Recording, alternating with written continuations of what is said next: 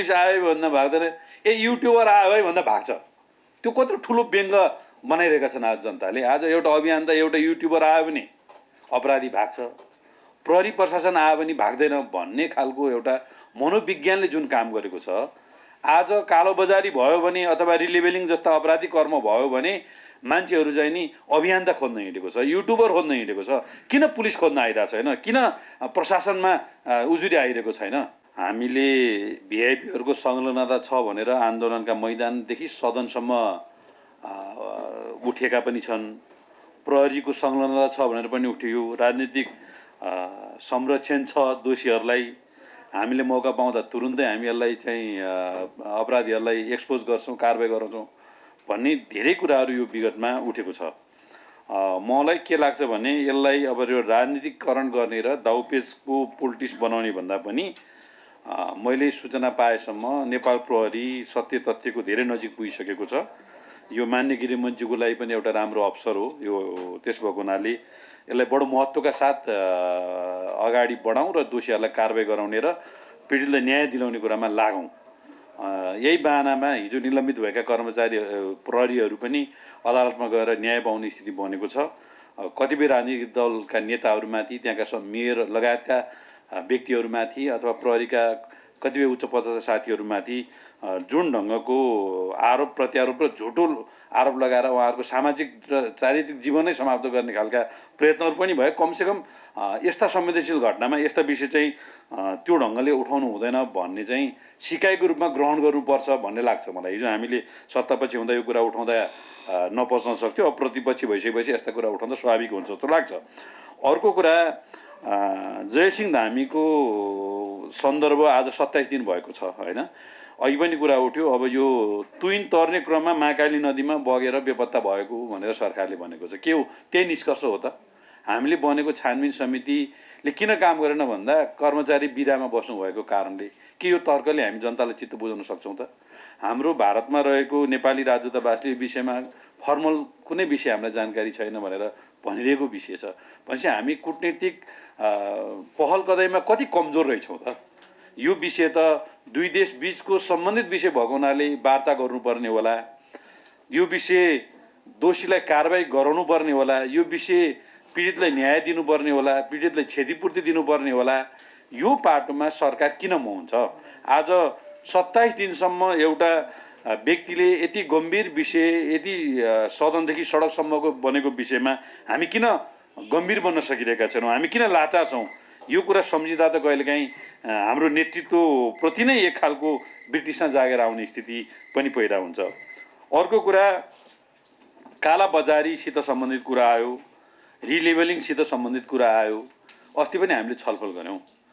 सरकारको न्याय सम्पादनसित सम्बन्धित कुरा कमजोरी भएको कारणले विविध शक्तिहरू चाहिँ अहिले हाबी भइरहेका छन्। मैले बिहान मात्रै एउटा सोसियल मिडियामा हेर्दै थिएँ, एउटा अपराध गरिरहेको मान्छेलाई मान्छेहरू आयो है भन्दा भाग्दैन, ए पुलिस आयो भन्दा भाग्दैन, ए युट्युबर आयो है भन्दा भाग्छ। त्यो कत्रो ठुलो व्यङ्ग बनाइरहेका छन् आज जनताले। आज एउटा अभियान त एउटा युट्युबर आयो भने अपराधी भाग्छ, प्रहरी प्रशासन आयो भने भाग्दैन भन्ने खालको एउटा मनोविज्ञानले जुन काम गरेको छ। आज कालोबजारी भयो भने अथवा रिलेबलिङ जस्ता अपराधिक कर्म भयो भने मान्छेहरू चाहिँ नि अभियान त खोज्न हिँडेको छ, युट्युबर खोज्न हिँडेको छ। किन पुलिस खोज्न आइरहेको छैन? किन प्रशासनमा उजुरी आइरहेको छैन? भक्तपुरको उपमेयरको चोरी भएको सामान 1 वर्षसम्म पनि उहाँले फिर्ता पाउनुहुन्न, सरकारले समातिसकेको छ। भनेपछि हाम्रो न्याय सम्पादनमा कहाँ त्रुटि छ? किन हामीले नियमावली बनाउन सकिरहेका छैनौँ? किन छिटो काम गर्न सकिरहेका छैनौँ? र यो सामाजिक अभियन्ताहरूका सन्दर्भमा पनि मैले अस्ति पनि भने, म आज पनि के भन्न चाहन्छु भने पब्लिक हेरिङ सिस्टम भन्दा पनि पब्लिक पार्टिसिपेटलाई कसरी हामीले ध्यान दिने? पब्लिकले यहाँ भएका अनियमितताहरू, कालाबजारीहरू, तस्करीहरू अहिले सीमामा रहेका मान्यजीहरूले धेरै कुरा उठाउनु भयो। अझ गम्भीर कुरा त अमरेश मान्यजीले उठाउनु भयो। नेता, तस्कर, प्रहरी र प्रशासनको अनुहार उस्तै देखिन्छ। यो कति डरलाग्दो कुरा छ नि। यस्तो विषयहरू मन लाग्छ हाम्रो समितिको एउटा विशेष यसलाई विषय बनाएर पनि छलफल गरौँ। र यो कालाबजारी नियन्त्रण गर्ने कुरामा प्रमुख जिल्ला अधिकारीज्यूको भएको नेतृत्वको टिममा हामी जनप्रतिनिधिहरूलाई पनि त्यहाँ काहीँ न काहीँ तपाईँले इन्क्लुड गराइदिनुहोस्। हामी त्यसमा लाग्छौँ नि। कोभिड नियन्त्रण गर्ने सन्दर्भमा मैले अस्ति पनि भने हैन, सिसिएमसी छ, डिसिएमसी छ, त्यसमा काहीँ न काहीँ हाम्रो प्रतिनिधित्व तपाईँले गराइदिनु भयो भने हामी पनि लाग्न पाउँछौँ, हामी पनि समाजमा योगदान दिन सक्छौँ, राष्ट्रलाई सहयोग गर्न सक्छौँ। त्यही भएर यो पाटोमा अलिकति बढी ध्यान दिनुपर्छ कि नत्र कस्तो भयो भने अब झन्डै सरकार बनेको 42-43 कति भयो, एक दिन नेपाल बन्द हुँदा 3 अर्ब क्षति भन्थे, अब त्यही हाराहारी मलाई 3 अर्ब नभए 2 अर्ब क्षति भयो मानव यो राज्य नचलेको भन्ने हो भने पनि झन्डै अब कति क्षति भयो, झन्डै खरब पुग्ने क्षति चाहिँ नि हुने स्थिति बनिसक्यो। 90-100 अर्बको क्षतिको कुरा आइसकेको छ हैन। अब प्रहरी प्रशासनभित्र पनि म के मनोविज्ञान देख्छु राजनीतिक दलहरूको भने आफ्नो प्रभाव जबरजस्ती जमाउने, प्रभाव र अभावभित्र आफ्नो हैसियत त्यहाँ स्थापित गर्न खोज्ने हैन। अघि मान्यज्यूले भन्नुभयो निर्वाचनलाई केन्द्रित गरेर सिडिओ र चाहिँ एसपी साहबहरू डिएसपी साहबहरू पठाउने।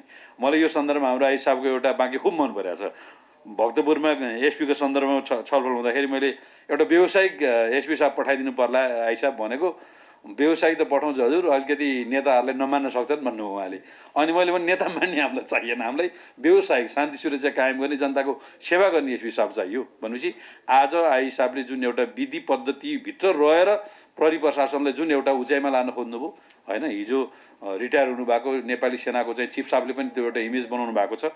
म प्रहरीको नेतृत्वले गरेको यो कामको चाहिँ प्रशंसा गर्दै मान्य गृहमन्त्रीज्यूबाट पनि धेरै साथीहरूले निकै ठुलो आशा गर्नुभएको छ। यो आशालाई पुरा गरौँ, मुलुकलाई द्वन्द्वको दिशामा जानेतर्फ, दलहरूलाई विभाजनको दिशामा जानेतर्फ, हामी प्रमुख प्रतिपक्षी दल भएको हुनाले सरकार बनेदेखि नै विरोध गर्नेतर्फ हैन, अध्यादेश चाहिँ कुनै दललाई विभाजन गर्नेतर्फ आउने, त्यही आइरहँदा एसिड आक्रमणसित सम्बन्धित अध्यादेश पनि सँगसँगै ल्याइदिया भयो त। जाँचमा चाहिँ पहिला हाम्रा टिचरहरूले के गर्नुहुन्थ्यो भने एउटा जान्नेसँग एउटा नजान्ने राखिदिनुहुन्थ्यो, किनभने त्यो जान्नेको चोरेर अथवा सिकेर त्यो पनि पास होस् भनेर। यो दल विभाजन गर्ने अध्यादेश ल्याइरहँदा यो एसिड आक्रमणसित सम्बन्धित अध्यादेश जुन तपाईँहरूले रोक्नु भएको छ त्यो पनि सँगै ल्याइदियो त अलिअलि लाज छोप्ने बाटो पनि हुन्थ्यो। खैर जेसुकै होस्, यो पाटोमा गृहमन्त्रीज्यूले अलिकति ध्यान दिनु होला। हिजो एउटा चाहिँ नि लामो मुभमेन्टबाट आउनुभएको हुनाले हामी तपाईँहरूसँग सहयोग गर्न, सहकारी गर्न तयार छौँ। हामी आग्रह राख्दैनौँ, हामीलाई आग्रह राख्नुपर्ने ठाउँमा नपठाउनुहोस् भन्न चाहन्छु। र म मान्य सभापतिज्यूले पनि के अनुरोध गर्न चाहन्छु भने आज अब हाम्रो केन्द्रीय कमिटीको बैठक र समितिको बैठक ठ्याक्कै जुद्यो, अस्ति पनि एक दिन त्यस्तो पर्यो। अब यो सत्तापक्षसँग जुधी बरु धेरै अन्यथा अर्थ लाग्दैन।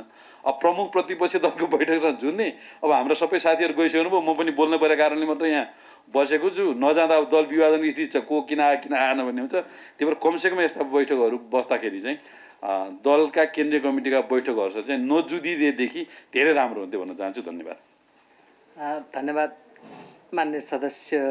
मैले त बुझ्दासम्म हत्या नै भन्छु। गरिएको 1 महिना पुग्न लागिसक्यो।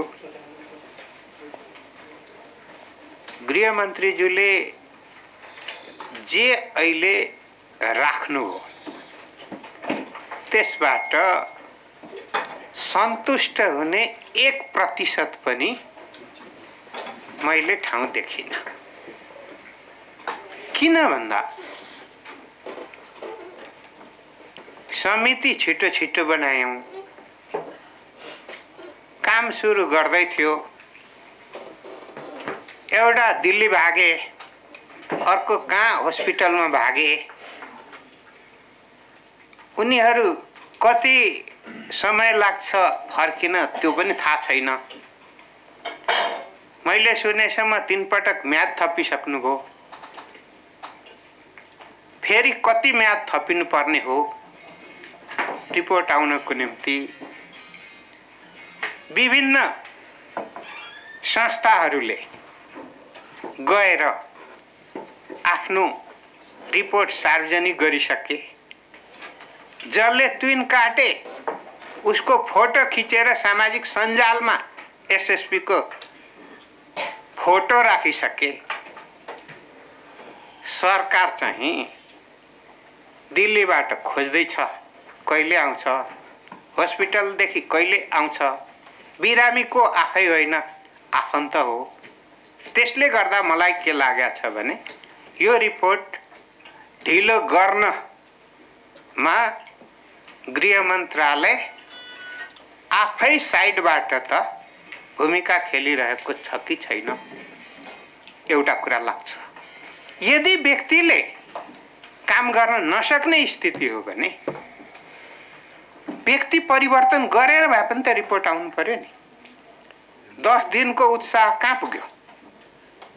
त्यसकारण म यो ढिलाइप्रति मेरो आपत्ति छ, एउटा कुरा। अर्को कुरा के हो भन्दाखेरि ट्विन विस्थापनको निम्ति लाग्या हौं। महाकाली नदीमा ट्विन छिटो बनाउनको निम्ति, ट्विन विस्थापन गरेर झुलुङ्गे पुल बनाउनको निम्ति र त्यो क्षेत्रमा सडक विस्तारको कामलाई पनि पहिलो प्राथमिकतामा राखेर हेर्नु पर्यो भन्ने एउटा मलाई लागेको छ। अर्को, जयसिंह धामीको परिवारलाई त राहत त दिनु पर्यो नि। यही सँगै जोडिएर म निर्मला पन्तको त सबै लाग्नुभयो, 3 वर्षदेखि लाग्नुभयो।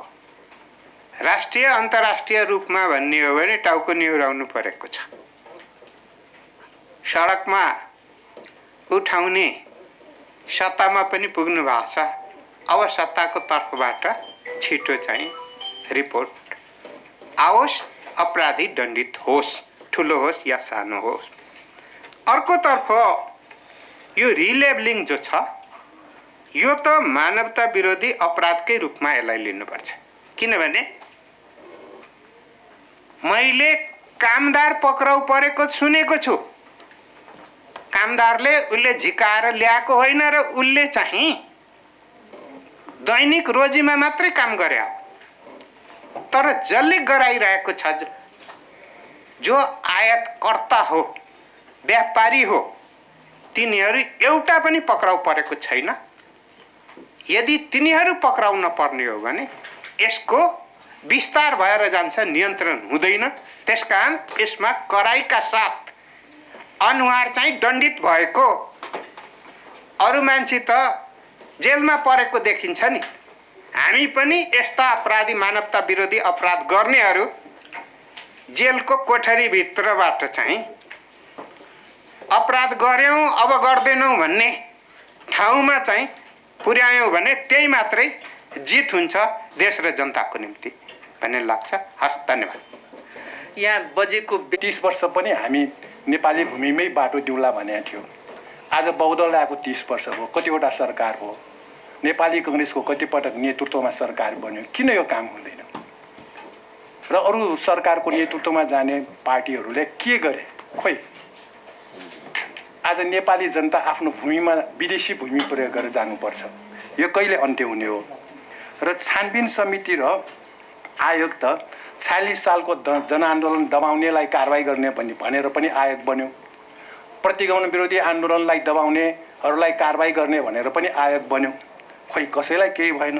अब यो छानबिन समितिको प्रतिवेदनबाट के हुन्छ भनेर नेपाली जनता आश्वस्त हुने र छानबिन समितिका सदस्यलाई अन्यत्र जान सरकारले बिदा दिन मिल्छ यस्तो संवेदनशील विषयमा? यो त एकदमै बेठिक हो। र ट्विन विस्थापित गर्ने कुरा पहिलेका सरकारहरूले पनि निर्देश र आदेश गरेकै थिए, खोइ त भएन।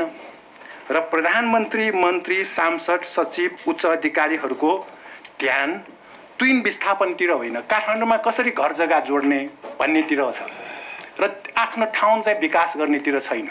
त्यहाँ पुल पुलेसा र झोलुङ्गे पुल बनाउनेतिर योजना लगेको भए यहाँ घर नबनाइकन। त्यसकारण यो गलत भइरहेको छ गृहमन्त्रीज्यू। र किशोरी निर्मला पन्तको बलात्कारपछि हत्या 3 वर्षसम्म छानबिनमै रहेको, यो त एकदमै दुःखद हो नि। एउटा घटनाको 3 वर्ष भनेपछि हामीले सन् 2030 सम्म UN को चार्टर अनुसार गरिबी उन्मूलन गरेर देखाउनुपर्छ। के सन् 300 वर्षपछि गर्ने गरिबी उन्मूलन? एउटा घटनामा 3 वर्ष लाग्ने भएपछि त्यसपछि गृहमन्त्री, गृह सचिव र प्रहरीका मुख्य अधिकारीहरूको पारिवारिक मुद्दामा मात्र प्रशासन र प्रहरी तदारुक हुने, सर्वसाधारण जनताको विषयमा व्यवस्था गर्ने भन्ने जनताको गुनासो छ। र भक्तपुर नगरपालिकाका उपमेयर रजनी जोशीको घरबाट दिन दहाडै 3 वर्ष अगाडि चोरी भयो। चोरी भएको गहना र नगदसहित चोर पक्राउ भयो, तर सामान अहिलेसम्म फिर्ता भएन। गृहमन्त्रीजीको ध्यान आकर्षण गराउन चाहन्छु। र कालाबजारी र रिलेबलिङ विषयमा बजार अनुगमन गरेको दाबी सबै सरकारहरूको हो, तर खाद्यान्नमा मिसावट, कालाबजारी, रिलेबलिङ रोकिएकै छैन। र शासक दलहरूको सडक प्रदर्शन भएपछि पर्वमा मान्छेको भिड बढेको भने जनताको गुनासो छ, दाबी छ। धन्यवाद। मान्य श्री देवेन्द्र राज कँडेल। सोलुसनतिर जाने हो र अर्को यसको निराकरण एउटा र अर्को किन भयो घटना, यसका यतातिर हाम्रो राज्यको ध्यान र हाम्रो ध्यान त्यतातिर जाने हो, त्यसको खोजी गर्ने हो। मलाई लाग्छ घटना किन घटिरहेको छ, महत्त्वपूर्ण विषय त्यो हो। घटना घट्नुभन्दा पनि जसरी घटना घट्यो र त्यो घटना घट्नु हुँदैन थियो र घटिसकेपछि के गर्नुपर्छ त्यसका बारेमा हाम्रो ध्यान पर्याप्त मात्रामा जानु पर्यो, एउटा निष्कर्षमा पुग्नु पर्यो। र घटना किन घटिरहेको छ त्यसका बारेमा हामीले खोज तलास गर्नु पर्यो, विवेचना गर्नु पर्यो, छलफल गर्नु पर्यो, अनुसन्धान गर्नु पर्यो। त्यसका लागि हामीले योजना बनाउनु पर्यो। अब मेरो गाउँतिर भन्ने चलन छ, आज कहाँ जान्छस् लाटी घट्टै, भोलि कहाँ जान्छस् लाटी घट्टै भने जस्तै हामी लाटा, माफ गर्नुहोला, अथवा त्यही भन्नुहोस्। अनि त्यसै गरी हरेक कुरामा लैङ्गिक अनि त्यसपछि उसलाई नै हेरौँ। अनि कतिपय हाम्रा आफ्ना विशिष्ट अनि छन्, त्यसलाई त्यसले विभेद होइन त्यो। अनि त्यसैले यतातिर हामी जानुपर्छ भन्ने मलाई लाग्छ। मान्य सभापतिज्यू, हामी त्यता गयौँ कि गएनौँ? आज दार्चुलामा जुन घटिरहेको छ, हामी यही समितिको यो उसमा किन बगी भन्ने शब्द राख्दैछौँ? किन हामीलाई त्यो अनि आँट किन गरिरहेका छैनौँ? जो बगेकै होइन, बगाएको, खसी किन खसेको होइन, खसाएको, हत्या गरिएको। त्यसैले हाम्रो यसमा कार्यसूचीमा राख्दाखेरि पनि हामी यही शब्दमा ध्यान दिउँ भन्ने पहिला मेरो विनम्र अनुरोध छ। त्यसै गरी त्यो हत्या गरिएको अपराध हो। अनि त्यही कुरा यदि नेपालको तर्फबाट भारतको कुनै नागरिक हुनुहुन्न भएको भए के हुन्थ्यो? यही अवस्था हुन्थ्यो। म एकचोटि सोध्न चाहन्छु। त्यसैले गर्दा यो घटना किन घटिरहेको छ भन्दा, एक हामी सत्तामा बस्नेहरू जनताका बिचमा केवल भोट जित्नका लागि मात्रै जनताका बिचमा हामीले चर्का नारा गऱ्यौँ। समाज परिवर्तन गर्नका लागि हामीले चर्का कुरा गऱ्यौँ, तर हामीसँग कुनै हामीले त्यसका लागि पहल प्रयत्न गरेनौँ। जितेर आइसकेपछि योजना बनाएनौँ। त्यसै गरी अनि तलको अनि त्यसै जुन अवस्था छ, भौगोलिक अवस्था छ, जुन हाम्रो अनि त्यसपछि बनोट छ, त्यसका बारेमा हामीले बसेर योजना बनाएनौँ। हामी काठमाडौँमा बस्यौँ, राजनीति पार्टीका अनि त्यसै नेताहरूले बनाएका, अहिले हामी इन्जिनियर त हामी राजनीति पार्टीका नेताहरू भइरहेका छौँ। तल हामीले त्यसको हाम्रो देश कस्तो बनाउने भनेर हेरेनौँ। मैले आज बिहान मात्रै गुगलमा खोजी गरेँ, एकजना मित्रले 2022 सालदेखि सबै नेपालको उपत्यकाको भक्तपुरदेखि सबै र नेपालका 20 महत्त्वपूर्ण सहरको फोटोहरू राख्नु भएको रहेछ। त्यो फेरि मैले दोहोऱ्याएर हेरेँ। अनि उपत्यकाको हेरेको, हामी त्यसपछि आइसकेपछि खासै हामीसँग कुनै त्यस खालको योजना हामीले बनाएको मैले देख्दिनँ। अनि यदि गर्दैनौँ भनेदेखि लाखौँ लाख हामीले खर्च गरेर किन अनि त्यसपछि तपाईँको हामीले अनि विज्ञहरू राखिरहेका छौँ? अनि हाम्रो आफ्नो परिभाषित काम त हुन्छ नि। मान्य सभापतिज्यू, म यतातिर यो छलफलको माग गर्न चाहन्छु। त्यसै गरी जुन हत्या गरिएको छ, यतिका समयसम्म यो अपराधीलाई पत्ता नलाउने, अपराधीलाई पत्ता लगाउन नसक्ने यो कस्तो खालको शक्तिशाली अनि अपराधी रहेछ, यसको बारेमा हामी तत्काल यो सरकार त्यतातिर ध्यान दियोस्। अनि हिजो त हामीले जो उठाइरहेका छौँ, छिटोभन्दा छिटो गर भनेका जो हामी थियौँ, आज सत्तामा छौँ, सरकारमा छौँ। त्यसैले गर्दा यसको छिटोभन्दा छिटो यसको जाओस् भन्ने कुरा म माग गर्न चाहन्छु। र यी सबै चिजको मूल कारण भनेको खुल्ला सीमा हो भन्ने मलाई लाग्छ। खुल्ला सीमालाई मैले पटक उठाउने गरेको छु। यो खुल्ला सीमालाई नियमन कसरी गर्ने हो, यसलाई व्यवस्थित कसरी गर्ने हो, यसका कारणले माफ गर्नुहोला समय अलि बढी गयो। र आज खुल्ला सीमाका कारणले गर्दा सीमा क्षेत्रमा व्यापक ढङ्गले युवाहरू आज दुर्व्यसनमा फसिरहेका छन्, लागु औषधमा फसिरहेका छन्, कालो बजारी भइरहेको छ, तस्करी भइरहेको छ। हुनु त समग्र नेपालका राजनीति अहिले पार्टीहरू, अपराधीहरूले सञ्चालन गरेको छ, व्यापारीहरूले सञ्चालन गरेको। यसमा मलाई कुनै हिचकिचाट छैन, कुनै शङ्का छैन। आज हाम्रा नेताहरू जनताको घरमा भन्दा पनि व्यापारीको घरको अनि खाना मिठो लाग्छ। आज हामी जनताका दुःखका कुरा हामीले सुनाउँदा अनि सत्तामा बस्ने साथीहरूलाई अथवा सत्तामा रहने साथीहरूलाई हिजो मेरो पार्टीको सरकार हुँदा पनि हो बिजाउँछ, काँडा जस्तो हुन्छ। त्यसैले गर्दा प्रशंसा बढी आनन्द लाग्छ। यो अवस्थाबाट जुन आज दुर्व्यसनीतिर युवा कस्तो बनाउने, हाम्रो समाज कस्तो बनाउने हामीले कहीँ चर्चा गऱ्यौँ, छलफल गऱ्यौँ? हाम्रो समाज कतातिर जाँदैछ? आज भ्रष्टीकरणतिर जाँदैछ।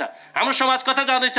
आज माफियाहरू, बिचौलियाहरू, अपराधीहरूको चङ्गुलमा आज सिङ्गो समाज जाँदैछ यताबाट मुक्त गर्नको लागि। अनि जब यो समाजका युवाहरू दुर्व्यसनीबाट मुक्त भएनन्, लागु औषधबाट मुक्त भएनन्, आज यो देशका युवाहरू नेपालभित्र अनि त्यसपछि साँच्चैभन्दा बस्ने ठाउँ रहेन, काम गर्ने स्थिति रहेन र सीमाका सन्दर्भमा जे घटना अपराधहरू भइरहेका छन्, होइन यो अपराध नियन्त्रण गर्न सक्ने होइन भनेदेखि यतिको कर तिरेर राजस्व हामीले के अरे जनताको करबाट अनि जे गरिरहेका छौँ यसको बारेमा अलिकति छलफल गर्नु पर्दैन मान्य सभापतिज्यू। धन्यवाद। मान्य श्री साइन्समा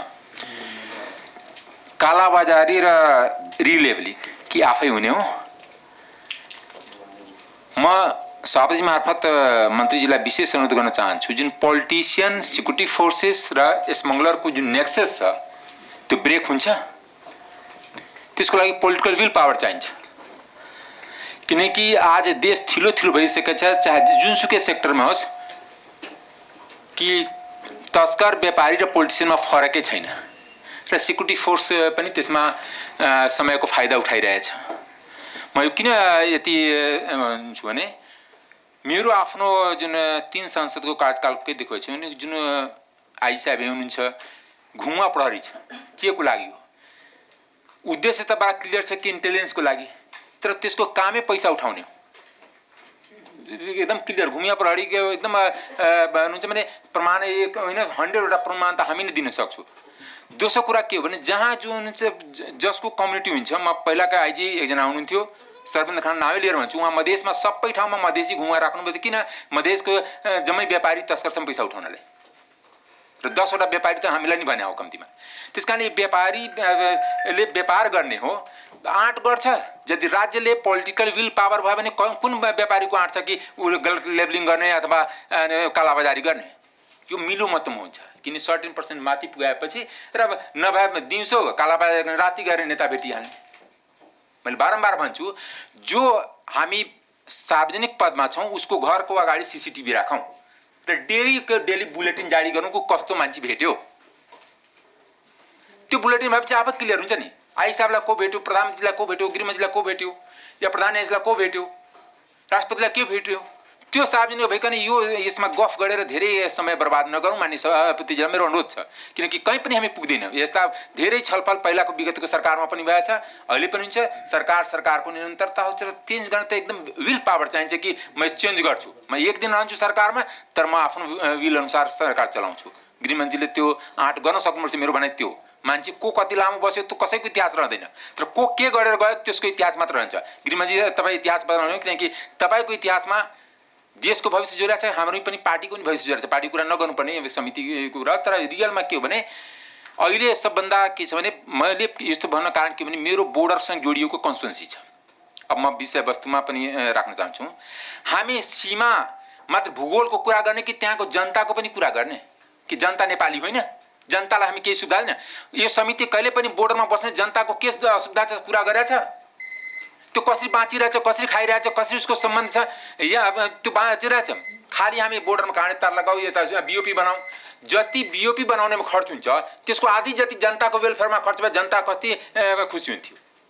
सिक्युरिटी फोर्सेस लाइबिलिटी जो पिपुलको लागि त्यहाँ अहिले बोर्डरमा म फिल गरिरहेको छु। किन फिल गरिरहेको छु भने उसको बेटी रोटीको सम्बन्ध छ, गाडी जान दिँदैन, आउन दिँदैन, तर तस्कर राता आउँछ। जुन अहिले भर्खर मानिए देवेन्द्र कणेलजी उठाउनु भयो, मटर त नेपालमा जति जनसङ्ख्या छ उसको 50 गुणा बढी जनसङ्ख्याको लागि मटर आउँछ, सुपारी आउँछ, मरिच आउँछ।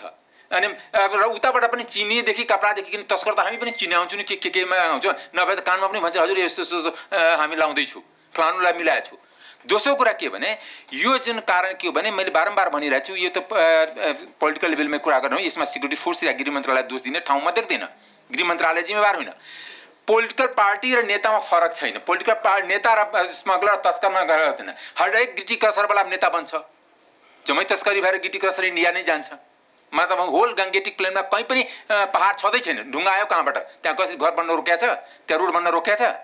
होल गङ्गेटिक प्लेनमा छैन। चाहे पटना होस्, चाहे लखनऊ होस्, चाहे गोरखपुर होस्, चाहे मुजफ्फरपुर होस्, कहीँ पनि एउटा पनि पहाड छ। त्यस कारणले त्यो जुन तस्करी बढ्न कारण तस्करीले अपराध जन्माउँछ। यो कुरा मैले कसरी गृहमन्त्रीलाई आग्रह गरौँ माने सभापतिजीको थ्रु या आइजी साहबलाई या गृह सचिवलाई, किनकि अपराध भएपछि कोही पनि सुरक्षित हुँदैन। अपराधको आफ्नो तरिका इजी मनीले अपराध बनाउँछ यो कालाबजारी भनेको इजी मनी हो रिलेबलिङ भनेको इजी मनी हो नेपालमा पहिला यो गर्छु कि 20 वर्षमा म 20 जनाको नाउँ गृहमन्त्रीले एकाडेमी सोच्यो भने किनकि सुरक्षाको गारेन्टी दिनु पर्यो खरबपत्ती कसरी भयो कुन मेथडबाट भयो सारा राज्यलाई ट्याक्स बनायो कि बनाएन त्यो नेताको पैसा हो कि व्यापारीको पैसा हो कि कुन बाटोबाट भयो त्यो मैले चिनेको मान्छे जोसँग 5 करोड रुपियाँ थिएन त्यो आजको दिनमा अरबपतिभन्दा कम छैन 20 जना व्यापारी त्यसको छानबिन नभइकन सानोतिनो कुरा टुक्रामा कुरा गरेर त हामी कहीँ पनि पुग्दिन नि समय समितिको पनि समय बर्बाद गृहमन्त्रीको पनि समय बर्बाद त्यस कारणले यसमा एउटा राष्ट्रिय अभियान चलाउनुपर्छ विल पावर हुनुपर्छ नेताको सम्पत्ति छानबिन हुनुपर्छ म अख्तियार पनि बारम्बार छु 63 पछि त कुनै नेता भ्रष्टाचार गरेको छैन मैले बोले होइन अख्तियारको प्रतिवेदन बोल्छु हरेक सालको प्रतिवेदन कुनै पनि नेताको त्यसमा छैन नाउँ छैन गर्ने त बेचारा 5,500 रुपियाँ लिने सिपाही हो ट्राफिक पुलिसबाट लिने हो कति 40 रुपियाँ 2 थरीको मात्र त्यो मुद्दा चलाउँछ त्यस कारणले नियुक्ति प्रोसेस गलत छ संवैधानिक नियुक्ति प्रोसेस गलत छ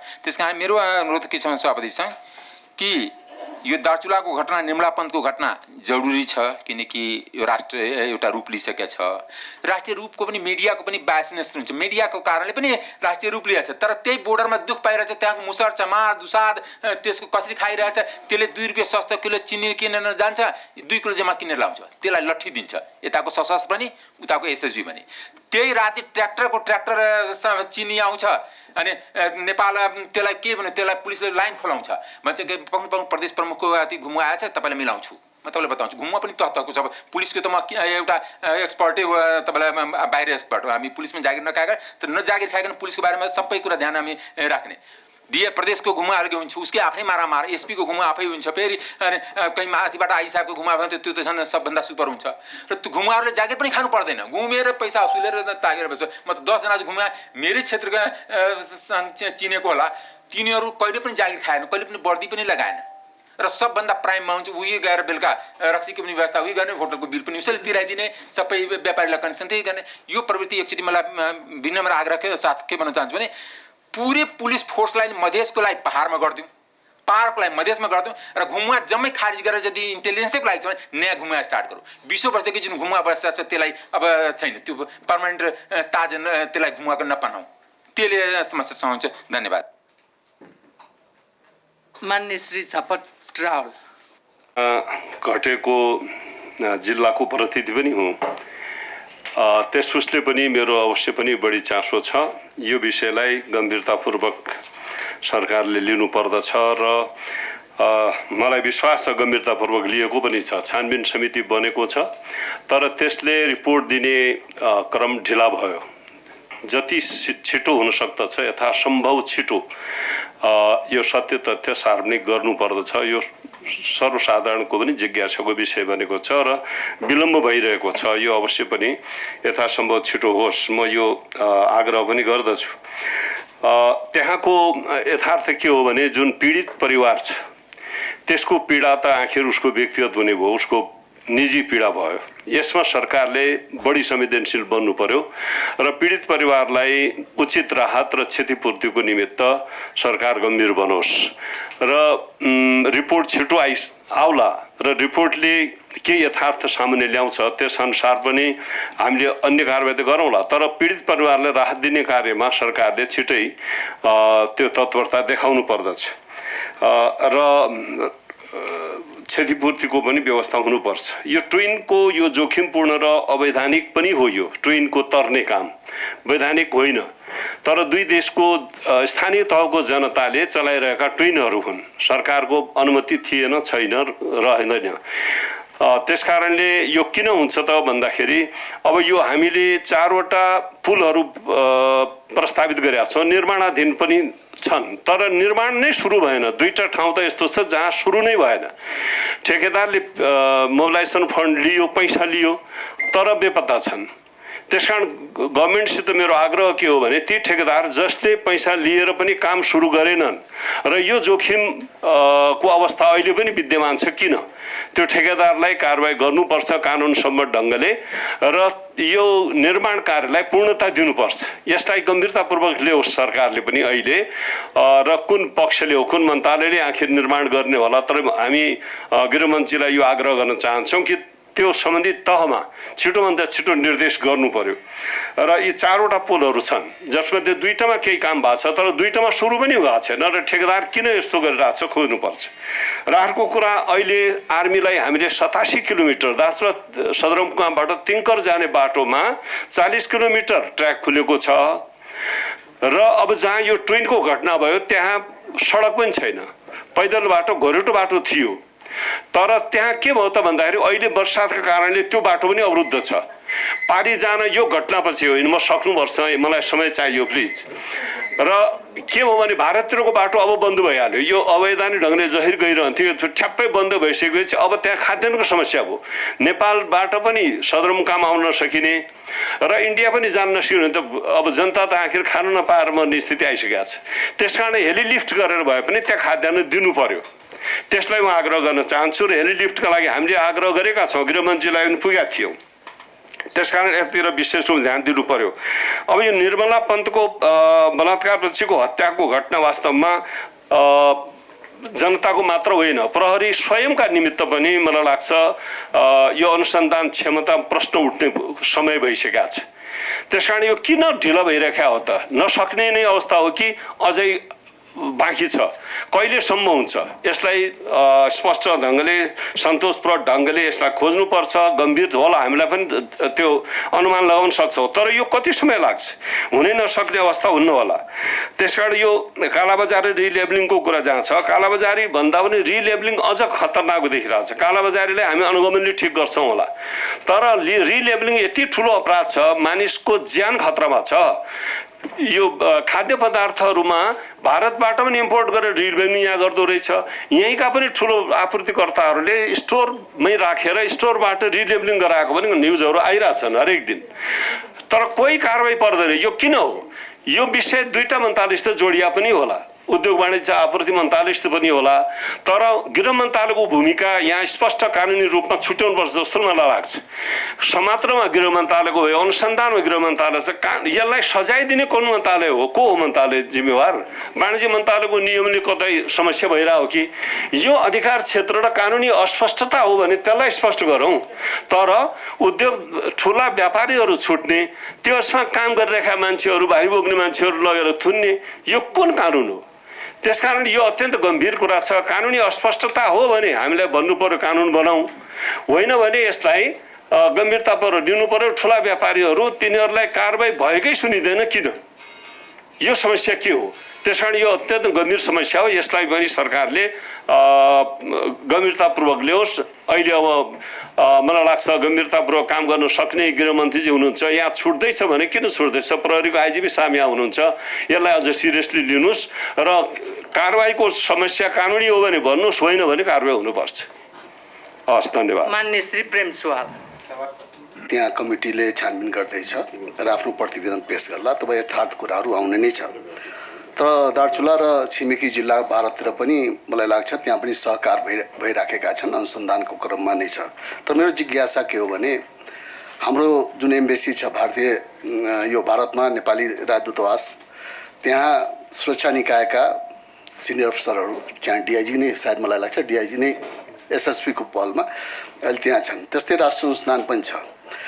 र भारतमा कुनै किसिमका घटनाहरू घट्दाखेरि त्यो किनभने त्यो काण्ड पनि त्यहाँसँग रिलेटेड छ पारिपट्टि त्यसमा हामीले कूटनीतिक रूपमा चाहिँ नि पहल गऱ्यौँ कि गरेनौँ र त्यहाँ यदि ती निकायहरू जुन हाम्रा सुरक्षाका निकाय अनुसन्धानका निकायहरू छन् र त्यहाँका राजदूतको माध्यमबाट यदि त्यहाँ कुनै किसिमको पहल हुन्न भने त्यसको आवश्यकता के को लागि त्यहाँ राखिएको छ त्यसकारण चाहिँ यदि त्यहाँ त्यस किसिम पहल भएछ भने राम्रो हो त्यसको पनि जानकारी आओस् र निर्मला पन्तको बारेमा त्यो बेला 75मा यो जुन घटना घट्यो त्यो बेला तत्कालीन त्यहाँका सुरक्षा निकायहरूको बारेमा प्रश्न उठेकै हो अघि यहाँ कुरा आइसक्यो उसको मृतकको बलात्कार पछि जुन उनको हत्या भयो त्यो चाहिँ त्यहाँ उनको लुगाहरूलाई हटाइयो नुहाइयो त्यो अम्बाको बोर्ड थियो आँगनमा अम्बाको बोर्ड काटिएछ घर पनि रङरोगन गरिएछ जबकि त्यो घटना घट्ने बित्तिकै त्यो घटनास्थललाई पहिले नै त्यसलाई सिल गर्नुपर्ने